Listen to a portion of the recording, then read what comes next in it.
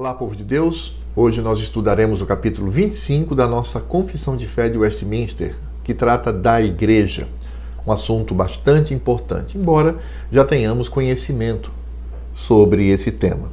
Antes de ler os artigos e trazer os comentários, eu gostaria de fazer uma explicação necessária aqui. Existe a palavra católico, ou catolicismo, ou catolicidade. Essa palavra ela vem da língua grega e a sua tradução seria geral, total, universal, ou seja, que abarca a todos. Esse é o significado. Então, quando utilizamos a expressão Igreja Católica, nós estamos falando da Igreja total do Senhor Deus. Daqueles que morreram, daqueles que vivem, daqueles que hão de nascer, que compõem o povo do Senhor. Velho, Novo Testamento e os últimos dias. Nós somos, então, a Igreja Católica Apostólica. Sim, somos apostólica porque estamos utilizando os fundamentos dos apóstolos para a nossa doutrina. A única coisa que nós não somos é romano. Aí não, nós não somos romano porque o bispo de Roma, ou o Papa, ele não tem poder sobre nós. O único que tem poder sobre nós é Cristo, o Supremo Pastor. Então, na expressão Igreja Católica Apostólica Romana, isso não somos. Somos apenas Igreja Católica, ou seja, essa igreja que abrange a todos os eleitos, apostólica. Somente isso. Bom, dada essa explicação, vamos agora para o nosso primeiro artigo. Diz assim: a Igreja Católica ou Universal, que é invisível, consta do número total dos eleitos que já foram, dos que agora são e dos que ainda serão reunidos em um só corpo sob Cristo, seu cabeça. Ela é a esposa, o corpo, a plenitude daquele que cumpre tudo em todas as coisas. O primeiro artigo está muito claro, dizendo que a Igreja de Cristo, a totalidade da Igreja de Cristo, daí a expressão católica ou universal, é formada por todos os eleitos. Os eleitos que já morreram, os eleitos que vivem atualmente e os eleitos que ainda nascerão. Todos estes formam a noiva de Cristo, ou a esposa de Cristo. O termo é similar. E também é o corpo desse Cristo, o Cristo que é a cabeça desse corpo, é o líder absoluto. Não há nenhum líder que possa usurpar a liderança de Cristo, porque se assim o fizer, é o anticristo. A palavra anticristo significa se colocar no lugar de Cristo e aí afrontá-lo, ser contra ele. Nós não temos nenhum anticristo na igreja verdadeira.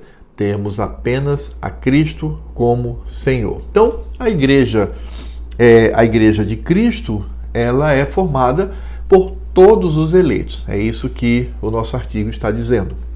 O segundo artigo diz assim: a igreja visível, que também é católica ou universal, sob o Evangelho, não sendo restrita a uma nação como antes sob a lei, consta de todos aqueles que pelo mundo inteiro professam a verdadeira religião, juntamente com seus filhos, é o reino do Senhor Jesus, a casa e família de Deus, fora da qual não há possibilidade ordinária de salvação. O segundo artigo é um complemento do primeiro. Se o primeiro fala que nós temos a Igreja de Cristo formada por todos os eleitos, os que morreram, os que vivem, os que hão de nascer, agora ele está especificando a igreja visível, a igreja que não pode estar restrita a uma nação, não pode estar restrita a um governo. Aliás, temos que vivenciar a separação entre Estado e igreja. Esse é um assunto que nós já tratamos aqui.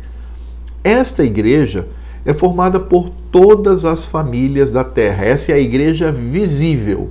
A igreja visível do Senhor, formado por pais, filhos, como diz aqui, é o reino do Senhor Jesus, é a casa e família de Deus, fora da qual não há possibilidade ordinária de salvação. Isso não quer dizer que a salvação vem da igreja, a salvação vem de Cristo, o dono desta igreja. É assim que devemos encarar. Então essa introdução, ou esse início, fala o que é a igreja de Cristo, quem a compõe e o fato de que a salvação vem pela pregação do evangelho realizado por esta igreja. O artigo 3º diz assim: a esta igreja católica visível, Cristo deu o ministério, os oráculos e as ordenanças de Deus para congregamento e aperfeiçoamento dos santos nesta vida, até o fim do mundo, e pela sua própria presença e pelo seu Espírito os torna eficazes para esse fim, segundo a sua promessa. Esse artigo também está muito claro. Deus revelou os seus mistérios somente ao seu povo, somente os eleitos compreendem a revelação de Deus, a lei de Deus. Compreendem em profundidade, por causa da presença de Cristo e do seu Espírito entre nós. E veja, não somente compreende, mas como o próprio artigo diz, o ministério, os oráculos, as ordenanças, Deus deu para o nosso ajuntamento, para a nossa unidade. E a nós foi revelado todo este conteúdo dos mistérios de Deus. O mundo não consegue discernir, somente a igreja, esta igreja católica visível. No 4º artigo, temos o seguinte: esta igreja católica tem sido ora mais, ora menos visível.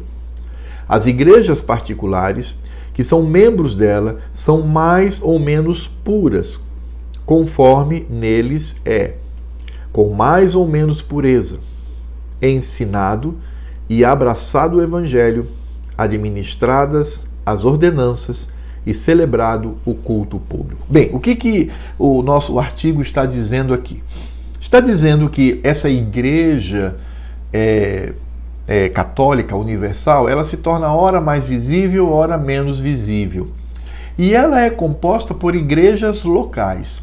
E estas igrejas, e aí poderíamos até utilizar hoje uma expressão bastante comum que é denominação, essas igrejas ou denominações, algumas são mais puras e outras são menos puras. Ora, o que isso significa?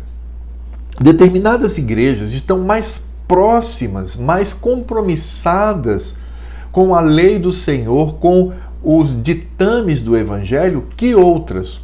Outras são de fato igrejas de Cristo, mas elas possuem ali, no seu engajamento com relação à lei do Senhor, menos pureza. Isso é muito importante, irmãos. É muito importante porque nós não podemos, por exemplo, achar que somente os reformados são salvos. Não, não podemos pensar assim. Nós sabemos que existem outras igrejas irmãs que não são reformadas, sejam arminianas, sejam de qualquer outra ordem, são salvos, são eleitos do Senhor. É claro que nesse quesito eles possuem menos pureza na nossa perspectiva, mas são crentes, são nossos irmãos. Não podemos ter essa visão sectária, essa visão que poderia nos transformar numa seita reformada. Não. A Igreja do Senhor, ela é formada por grupos mais puros e menos puros, mas todos nós somos irmãos em Cristo Jesus. O artigo 5º diz assim: as igrejas mais puras debaixo do céu estão sujeitas à mistura e ao erro. Algumas têm degenerado ao ponto de não serem mais igrejas de Cristo, mas sinagogas de Satanás. Não obstante, haverá sempre sobre a terra uma igreja para adorar a Deus segundo a vontade dele mesmo. O artigo aqui está dizendo o seguinte: as igrejas, elas, num determinado momento, elas são puras, são até mais puras, mas elas podem passar por uma degeneração. E nesta degeneração, elas deixam de ser igreja e passam a ser sinagoga de Satanás. Temos vários exemplos com relação a isto. Temos o próprio andamento da Igreja Católica Romana ao longo dos séculos, que desembocou na Reforma Protestante. Após a Reforma Protestante, temos também igrejas, por exemplo, que se tornaram liberais. Liberal no sentido teológico. O que o liberalismo teológico diz? Não acredita que a Bíblia é palavra de Deus, tenta naturalizar tudo, tudo deve ser tratado de acordo com a razão. Essas igrejas, elas degeneraram a tal ponto que deixaram de ser igreja do Senhor. Outras rumaram, por exemplo, para o chamado neopentecostalismo. A Igreja Presbiteriana mesmo já determinou que estes movimentos não podem ser vistos como irmãos em Cristo. Degeneraram, se tornaram uma seita, um agrupamento que é estranho ao Evangelho, ainda que permaneçam utilizando o termo igreja, Bíblia, Cristo, salvação, cruz, etc., mas elas não são mais igrejas do Senhor. Elas degeneraram a tal ponto que se tornaram sinagoga de Satanás. Nós precisamos, irmãos, estar bem atentos com relação a isto. Eu posso estabelecer aqui uma lista, por exemplo. Quais são essas igrejas? São aquelas que destoam do Evangelho, destoam daquilo que a palavra de Deus nos traz. Precisamos estar muito atentos a isso, porque há muitos grupos que se intitulam igreja, mas não são. E o último artigo, que é o 6º, diz assim: não há outro cabeça da igreja senão o Senhor Jesus Cristo.